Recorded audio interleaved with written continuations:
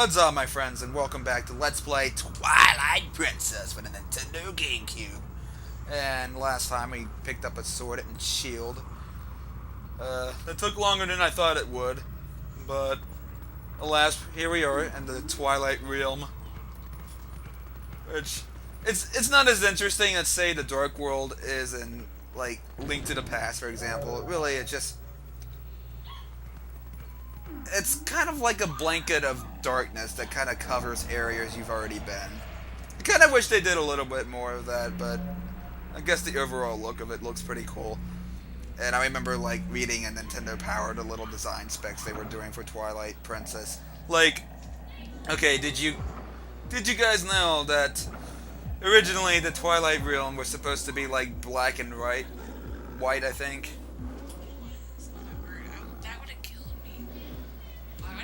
I would have hated that so much. Like, it would have looked so boring, so... It's like, Nintendo Power, like, pretty much hyped the crap out of this game.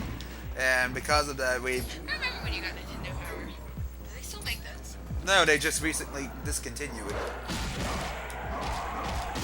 It wasn't too long ago, either. They discontinued just last year, I think. That's what happens when you have the internet.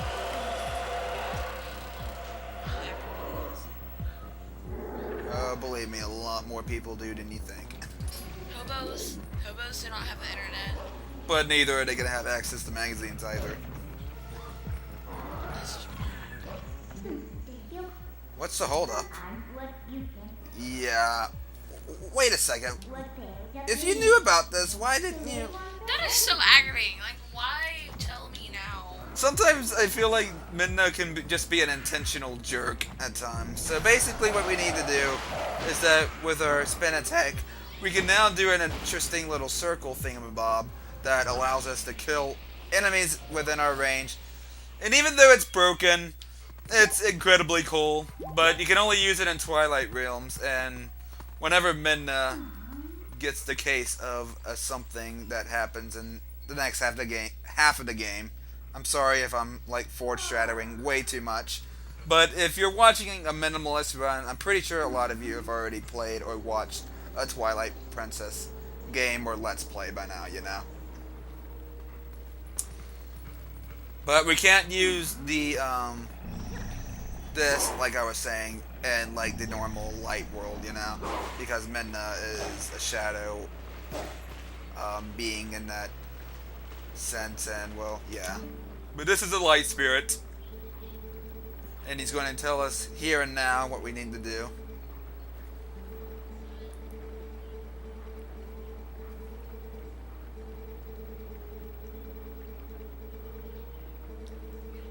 Well, yeah, I kind of already knew that. Thank you very much.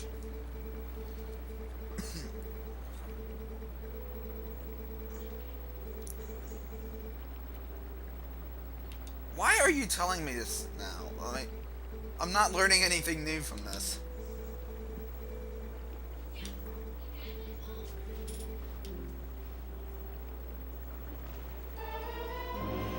Let's go around entrusting vessels to random creatures. Yeah, oh, man. Folks, welcome to the thing that just kills my mood when I'm going back to replay Twilight Princess. And the reason, it's not one of my favorite games in the series. Basically, in the first half, you have to do this 3 times. And you have to go around finding these bugs that are invisible unless you have your sense thingamabob on.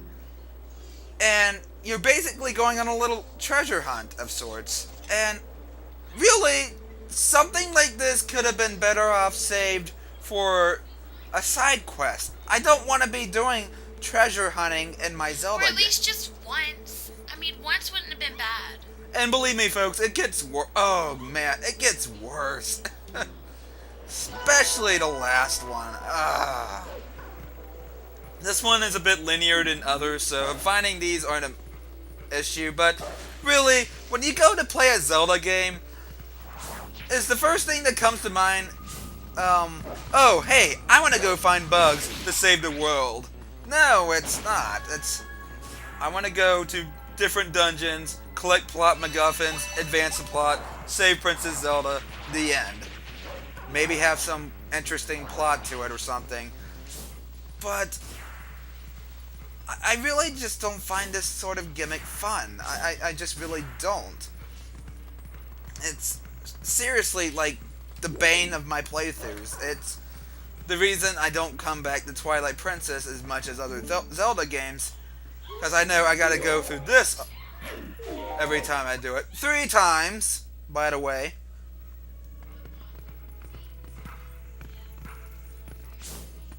And I would have just appreciated a simple run through of just going through a Twilight world and just finding the light spirit or something and maybe finding one boss creature to fight.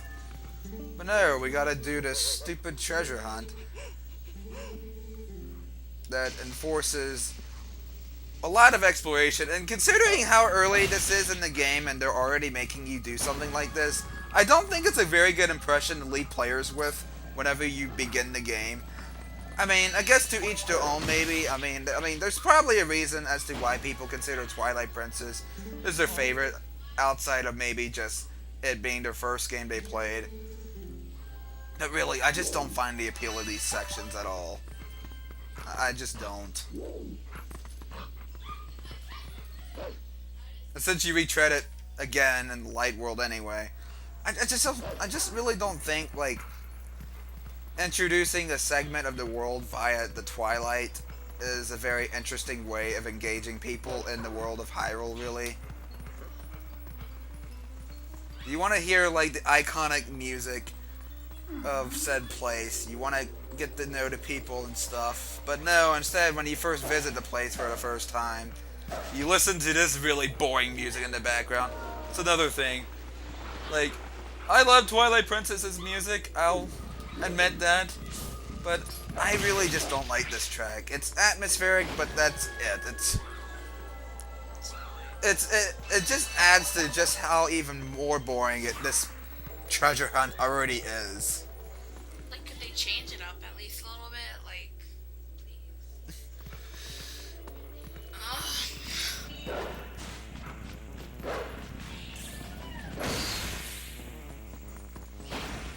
Sorry, just my idea of going through Zelda games, going through and collecting bugs as a mandatory thing rather than a side quest just doesn't spell fun to me. And it just kills playthroughs, and it just kills my mood sometimes. I've definitely had playthroughs where I've just sat down and tried to play it again. It's just these sections just know how to kill my mood right offhand.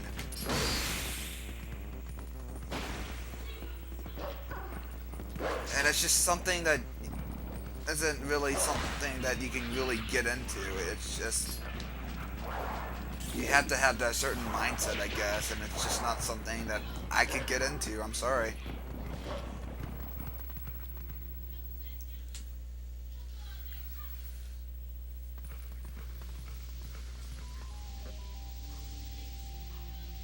And I guess in context of the story, coming into a place filled with Twilight makes sense, maybe. But do you think maybe it would have made more sense to, like, go into the place first? And, like for example, we went to Faron Woods before when it was covered in light, and then we came back to it in Twilight. Don't you think it would be a little more, I don't know, engaging to, like, for the other areas in the game to, like, come to them from a light world perspective first, and then suddenly everything goes wrong? I don't know, that's a creative output on things, I guess, but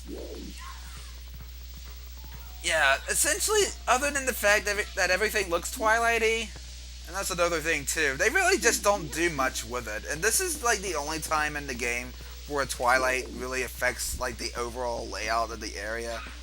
Basically, we have purple gas here that we cannot go through right now.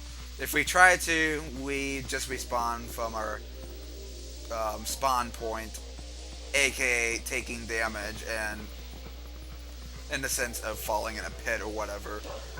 But really, they just could have done more with these Twilight sections, I guess, like, other than, you know, making them look all atmospheric and stuff.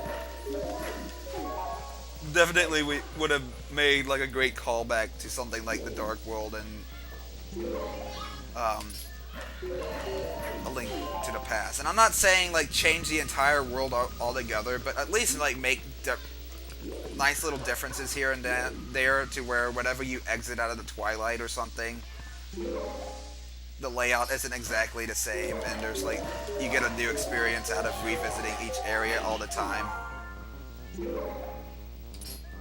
But yeah, this is like the closest extent of that you ever get in this game, and it's really the way I like to look at it, lost potential.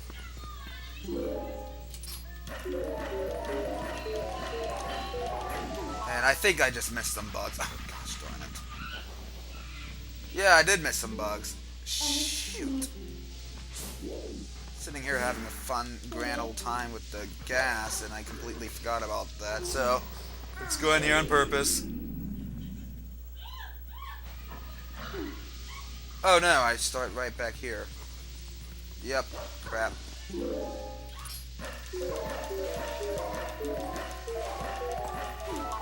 Okay. Alrighty, so there's bugs like these you need to knock off the wall like this. I didn't think I'd actually kill them doing that. Normally I never do, but yeah.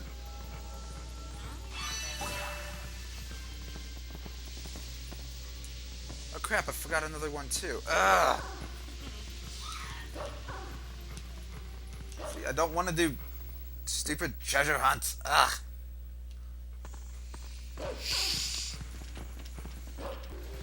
Okay, so over here on the side of this house, if I remember correctly, we basically need to bang this, get them off, and then, yeah. There's a few interesting little bug types. There's the flying ones, there's the basic ground ones, and there's ones that you need to dig up. Definitely watch out for their hitboxes. Whenever they're caught in electricity, don't touch them, and then when they're not, well, that's your chance to strike. But anywho, I'll meet you guys back when I get to the point of where I missed the bugs.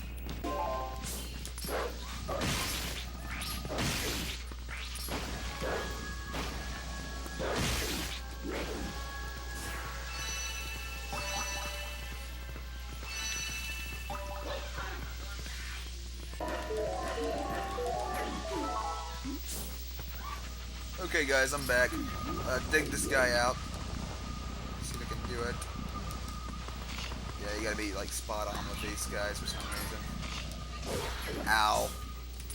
Oh, and for some reason I don't think you can actually kill them unless you have your senses on, which doesn't make any sense. Oh my, you get over here, you stupid thing. Thank you.